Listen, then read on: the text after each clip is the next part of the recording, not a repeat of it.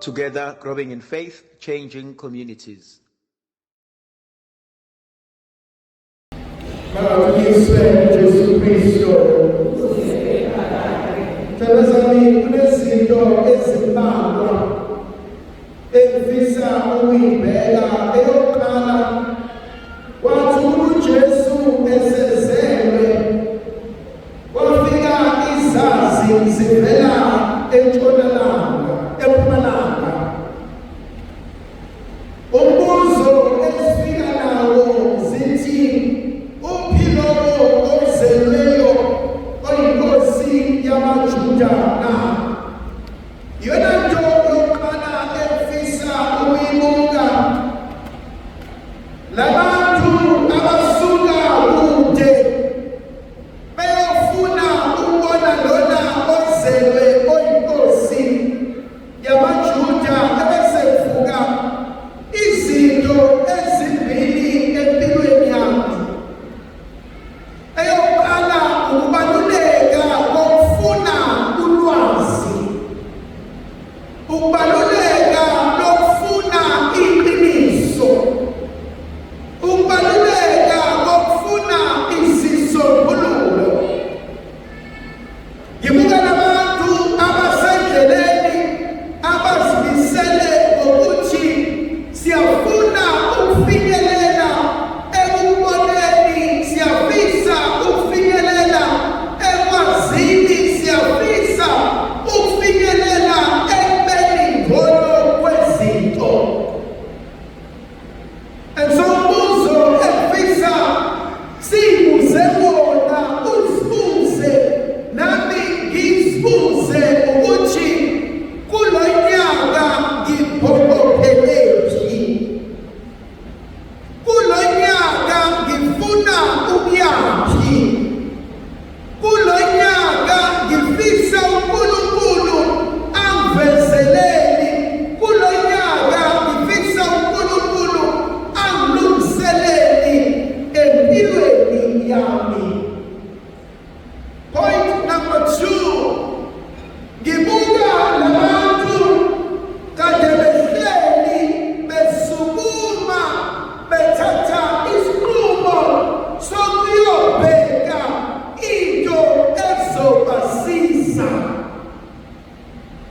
So lana there is a movement ehlale phansi, ekhongozeni, elindeni, etheni, what can I do to change the situation? Yini mina enginamandla yokuba ngiyenze ukuze isimo sibe ngcono?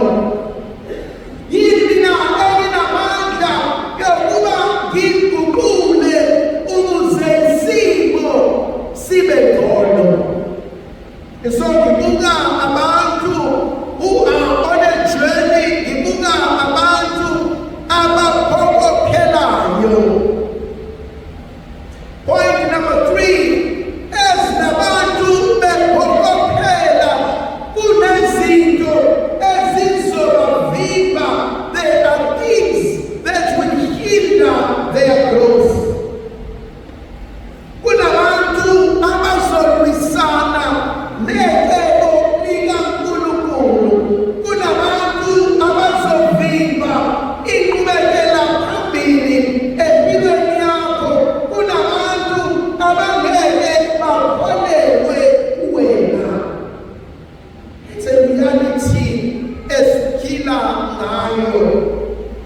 Ukuthi abantu abayi kancane bengemanzi, ukuthi abantu abavulelani ngayo yonke into.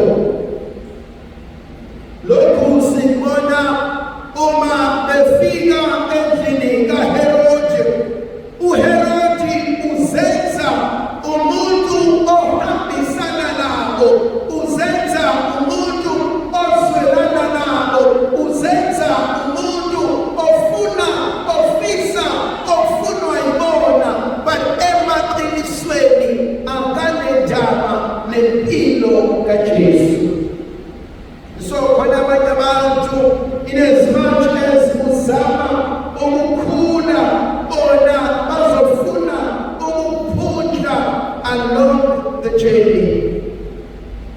kuwo wonke umuntu ozoba seduze kwethu ozofuna ukusibona siqhubekela phambili. Enye ipoint engibuka ithile kuthiwa izazi, the wise men from the east. One will presume ukuthi bahlakaniphile ososayensi bazikonke, but also babelapha endlini kaHerod benza iphutha bayitshela ukuthi uma eyinkosi uzozalwa ebukhosini. Now there's something important. Ngiyakwazi yini to admit ukuthi I can make a mistake? Khona omunye umuntu ongayitshela ukuthi uyakwazi ukwenza iphutha. Khona omunye umuntu who cannot admit ukuthi ngenza iphutha. Khona omunye umuntu ohlulekayo aze aphilisele athi mina ngikwazi ukuxolisa. Thandazami, akekho umuntu ongalenzi iphutha. Akekho umuntu o-perfect. Angiphiki ukuthi asiwo wonke amaphutha angamaphutha. Amanye awo angukudelela, amanye awo ayinkani, amanye awo ukuzenzela ngoba ngingazekile. Kodwa the bottom line is akekho umuntu ongalenzi iphutha, akekho umuntu o-perfect, akekho umuntu who always gets it right.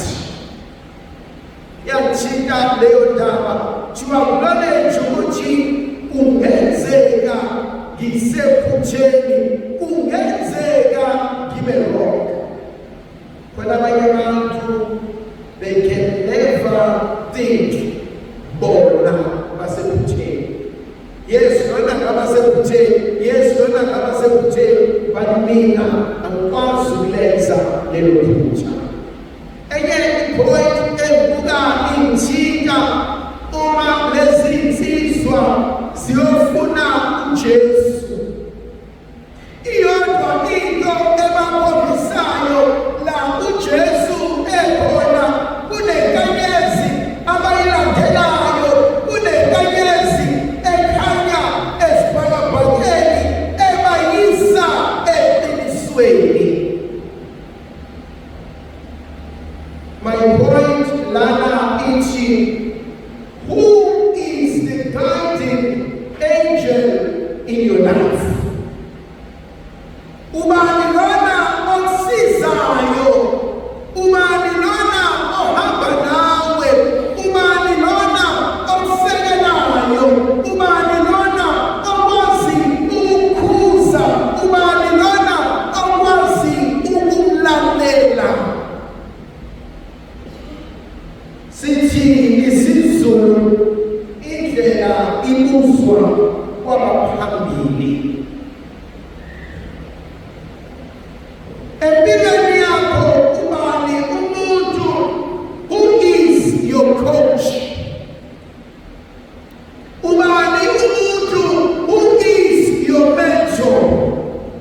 Ubani umuntu okwazi ukuya kuyena, okwazi ukuza kuyena, okwazi nokuhlalisa phansi uma izinto zingasenzeki kahle?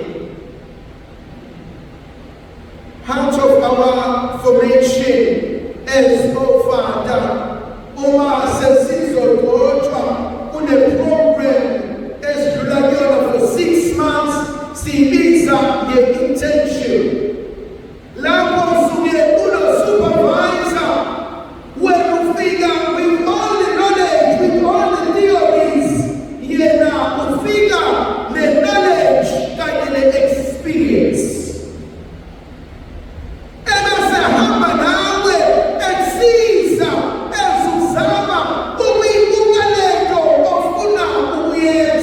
Ezuzama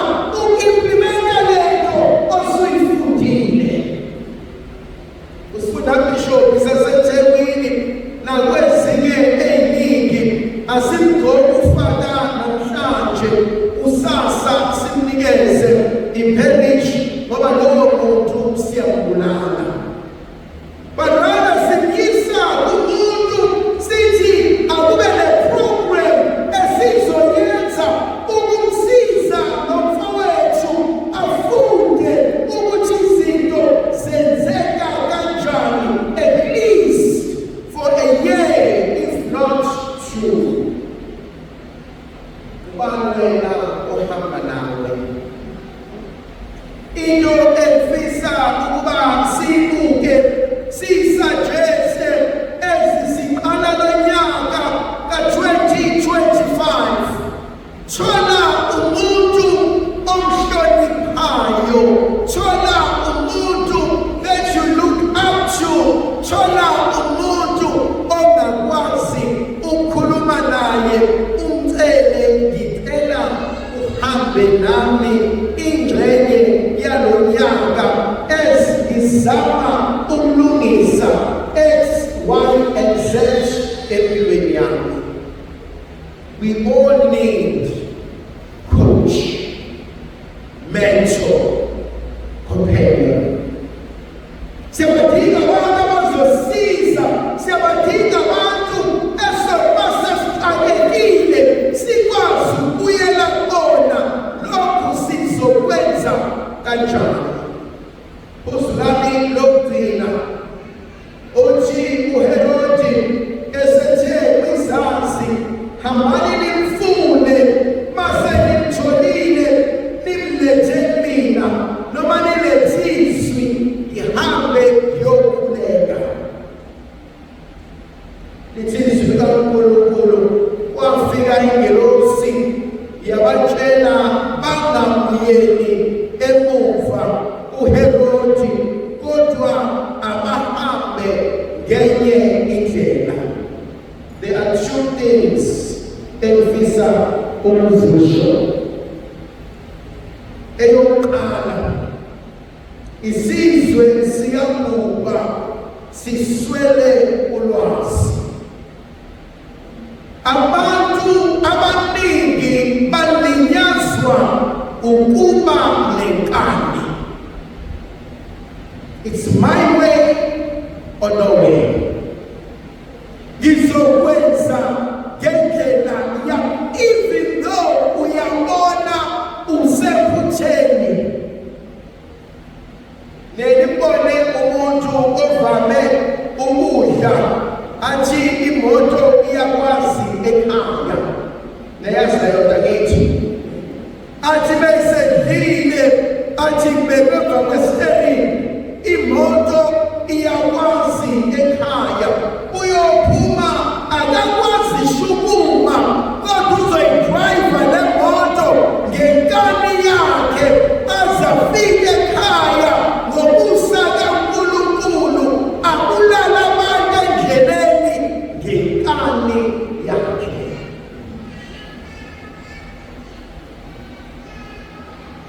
If you realize ukuthi unengane and you realize ukuthi izinto azihambeli kahle, kungani ngingayiyeki inkani yami? Ngoba ngiyabona vele ukuthi ayingisebenzeli, ayingisizi, ayingisindawo, kodwa instead iyangihlukanisa nemfisa ukuba yinkona. Point yokugcina. Ababange besabuyela ngendlela abangene ngayo, kodwa babuyela ngenye indlela. It is okay to have an alternative.